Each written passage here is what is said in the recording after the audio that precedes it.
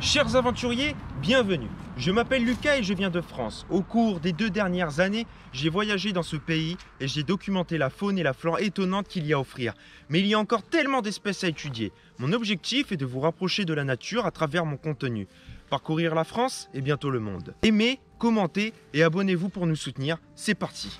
Aujourd'hui, on va faire une expérience à la caméra de chasse et avec un fruit qui vient de l'oranger des osages. Je ne vais pas vous faire toute l'histoire sur l'oranger des osages. Je vais vous mettre un lien de la vidéo dans la description pour que vous puissiez savoir exactement tout sur cet arbre qui est totalement incroyable. Son histoire remonte à des millénaires.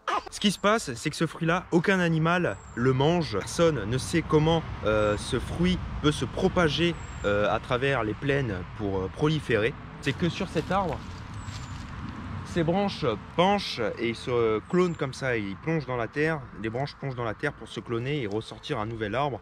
Et ensuite avec ces fruits, des graines qui pourrissent au sol, un nouvel arbre ressort.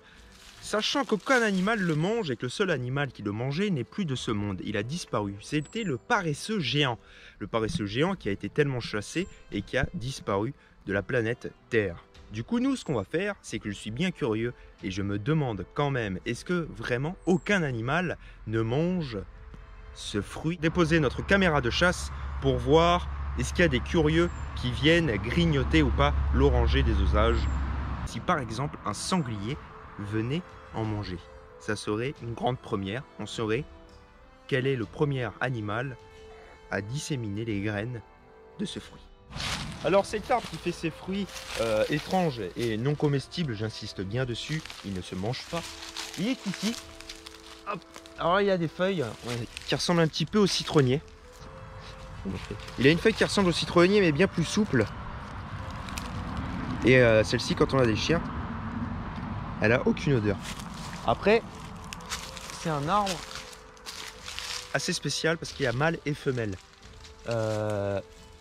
Pour qu'il fasse des fruits qui puissent pousser, il faut qu'il y ait un arbre mâle et un arbre femelle pour qu'il puisse propager ses graines et que ça soit non stérile.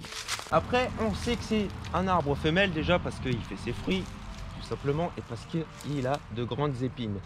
Alors là, on va prendre sur une branche cassée, une branche morte. Il fait des épines. Alors là, en revanche, on a une petite épine. Mais après, il peut faire des épines jusqu'à presque 10 cm. Ce qui est assez étonnant. Maintenant, on va partir en grand zoom nature. Hein. Et oranger des osages, tout simplement parce que cet arbre vient de l'Amérique du Nord. Et plus précisément, on va dire qu'il est là grâce à une tribu indienne qui s'appelait justement les osages. C'était des Indiens. Et cet arbre, il servait, parce que c'est un arbre, un bois très solide et souple à la fois, et il s'en servait pour créer des arcs extrêmement solides. Donc là, on a l'oranger des osages qui est là, le tronc principal, l'arbre principal, et juste à côté, des branches qui datent d'une certaine époque, des nouveaux clones, ces clones à lui, qu'il a cloné juste à côté, et ainsi de suite. Ces clones peuvent se recloner à l'infini, donc incroyable, mais vrai. Et d'ailleurs, il résiste à des températures jusqu'à moins 26 degrés, ce qui est totalement fou. C'est un arbre, il a tout pour paraître fou. Épisode numéro 5 de la saison de caméra de chasse, c'est parti. Alors, ce qui se passe, c'est qu'on se retrouve du coup à un endroit que je connais bien, un endroit que je dis l'autoroute interespèces. Quand je dis interespèces, c'est mon mot à moi, je me comprends, c'est-à-dire qu'on retrouve à peu près tous les animaux, on trouve à peu près toute la faune sauvage. C'est qu'à cet endroit ici exact où j'ai déjà filmé, on retrouve du sanglier, du blaireau, de la martre des pins, de la genette commune, du chevreuil, du canidé, du renard, etc., etc. Normalement, chaque endroit est spécifique à chaque espèce. C'est-à-dire qu'à des endroits, on va retrouver que du sanglier et de la genette commune. D'autres endroits, on va trouver du chevreuil et de la biche, et des cerfs, etc., etc. Ici, c'est un endroit du coup que j'appelle interespèce. Donc les fruits sont posés là. La caméra sera disposée de cette manière directement sur les fruits. Et du coup, on verra bien qui c'est qui viendra ou pas. Donc c'est parti, on remonte. On va laisser tourner la caméra 7 jours non-stop. On ira la récupérer plus tard. Et c'est une expérience que j'avais envie de faire avec vous et de partager avec vous. parce que moi-même je n'ai aucune idée du résultat. Du coup, on croise les doigts, on espère qu'un animal se nourrisse de ce fruit, mais rien n'est garanti.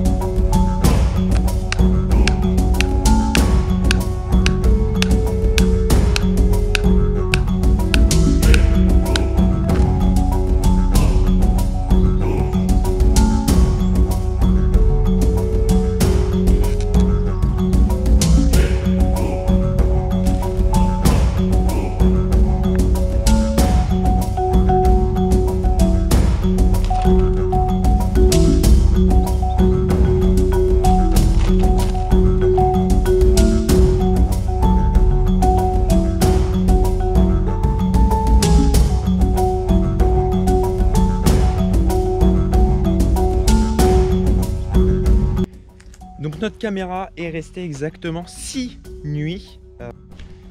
Alors, pas grand chose à bouger.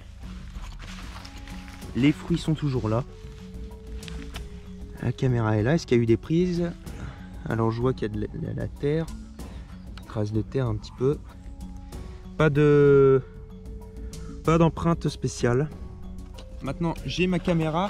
On a exactement 123 prises. Ok. On a du rouge-gorge a priori.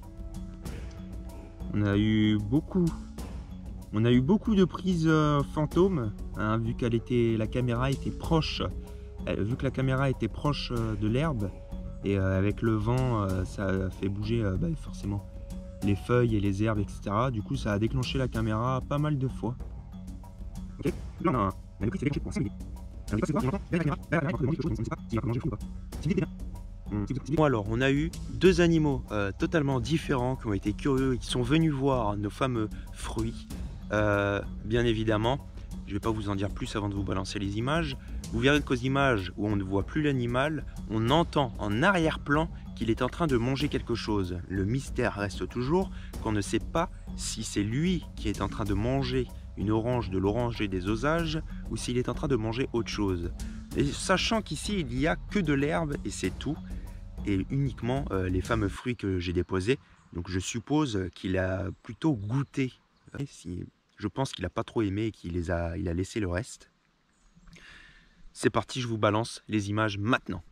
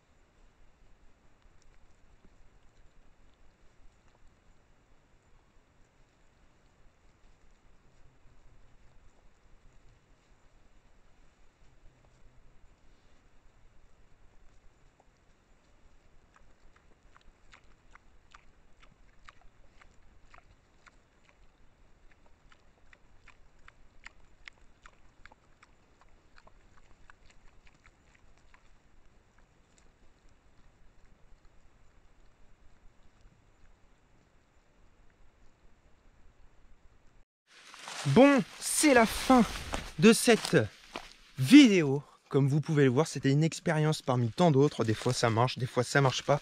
En revanche, on a pu entendre qu'en arrière-plan, le sanglier était en train de manger quelque chose. Est-ce que c'était le fruit ou pas? On ne le saura pas et on ne le saura jamais d'ailleurs. Donc étant donné que plusieurs animaux sont passés, que la caméra forcément n'était pas dans son champ, la caméra ne prenait pas tout le chemin complètement. Donc ça veut dire que beaucoup d'animaux sont passés à côté sans même y prêter attention. Donc effectivement, aucun animal ne mange le fruit de l'oranger des osages. Donc je vous remercie d'avoir regardé cette vidéo. Je vous invite à vous abonner à la chaîne, à nous laisser un petit commentaire. Oh punaise, à nous mettre un petit j'aime, à nous rejoindre sur Instagram, tous les liens sont dans la description. Et nous laisser un petit commentaire si vous avez une petite idée de vidéo sympa ou un sujet que vous voulez qu'on aborde ou une idée à la caméra de chasse pour des prochains épisodes. Moi je vous dis à la prochaine. Ciao!